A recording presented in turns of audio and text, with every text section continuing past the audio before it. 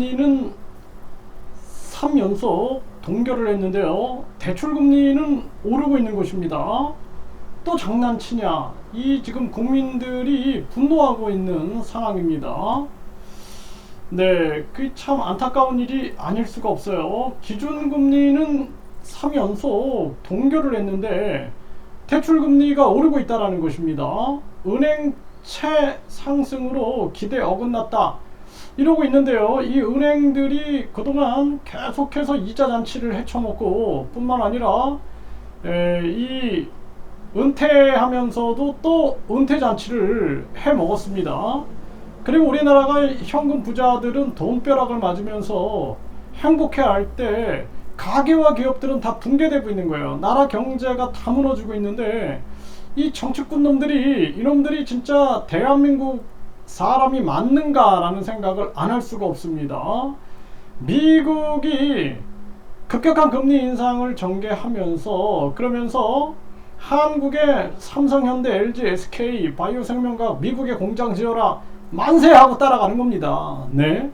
그리고 삼성, SK 뒤통수 치면서 반도체 집어삼키려고 그래도 만세하고 따라가고 이 정치꾼 놈들이 이놈들이 도대체 정신이 있는 놈들인지 정말 더러워가지고 쳐다도 보기 싫은 정치권인데요.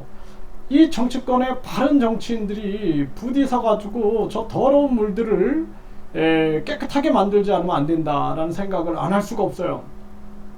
지금 우리나라는 이 금융이 지금 이 뭐 KB 국민지주 같은 경우에 보면은 금융지주 여기 보면은 외국인 지분 비율이 약 73%입니다. 그리고 이 하나 같은 경우에는 약 72%, 신한 같은 경우에는 약 63%가 외국인 지분 비율입니다. 정말 이 민족은행을 키우지 않으면 안 된다라는 생각 또한 하게 됩니다. 우리 토종은행들을 키우지 않으면은 이게 지금 이미 외국인 자본에 넘어가 버렸어요. 외국인 자본에.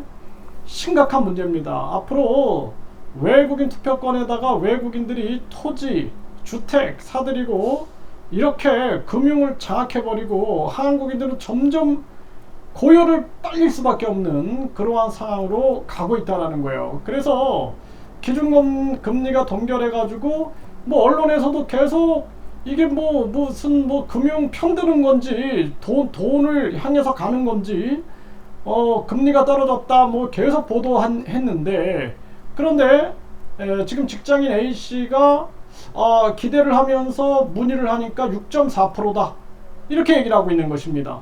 실질적으로 거의 6%대인 거예요. 언론에서는 뭐 3%대로 떨어졌다, 뭐 4%대로 떨어졌다. 사실은 그렇지 않고 있는 것입니다. 이전과 별 차이가 없어서 매우 실망스러웠다. 이렇게 얘기를 하고 있는 것입니다. 심각한 문제가 아닐 수가 없고요. 네, 코픽스 기준 금리보다 낮아졌다. 대출금리 인하 체감. 이런 기사들이 나왔는데 실질적으로는 그렇지 않다라는 것입니다. 이게 또 눈 가리고 아웅하고 국민들을 가지고 또 장난치는 게 아니냐 안타까움을 금할 수가 없고요.